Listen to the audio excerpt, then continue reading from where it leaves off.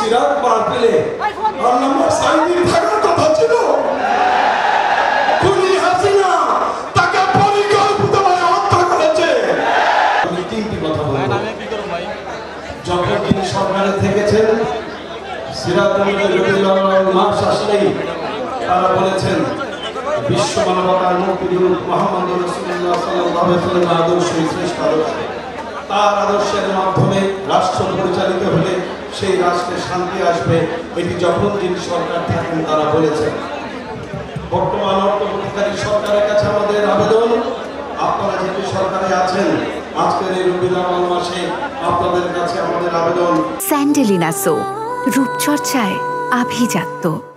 আপনারা সেই বিশ্ব মানবতার মুক্তিদূত মুহাম্মদ রাসূলুল্লাহ সাল্লাল্লাহু আলাইহি ওয়াসাল্লাম আদর্শ অনুযায়ী রাষ্ট্রকে পরিচালনা করেন এবং এই রাষ্ট্রকে মদিনার সনদ অনুযায়ী রাসূলুল্লাহর মডেল অনুযায়ী রাষ্ট্র পরিচালনার জন্য আপনারা আইনি পদক্ষেপ গ্রহণ করেন।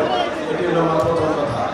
দ্বিতীয় কথা, আজকের এই সিরাজ পার পেলে আল্লামা সাইদির থাকার কথা ছিল।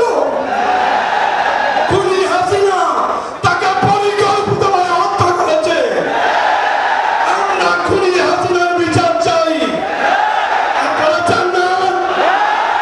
তাহলে আমরা অন্তর্বর্তীকালীন সরকারের কাছে আবেদন করছি, শেখ হাসিনাকে ভারত থেকে ধরে এনে এই ট্রাইব্যুনালে তার বিচার করে ফাঁসি দিতে হবে।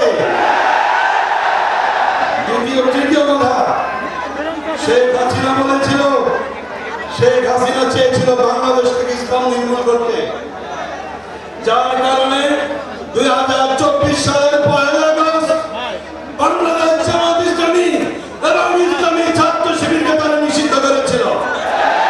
কিন্তু আমাদেরকে নিষিদ্ধ করে চেয়েছিল, আল্লাহ তাআলাকে বাংলাদেশ থেকে নিষিদ্ধ করে দিয়েছেন। সুতরাং এটা পরিষ্কার, এই দেশে আর কিছু থাকবে না, ইসলাম থাকবে ইনশাআল্লাহ। শেষ কথা, 17টি বছর বুক ভরে বুকের সমস্ত শ্বাস দিয়ে স্লোগান দিতে পারেনি। আজকে একটা স্লোগান দিতে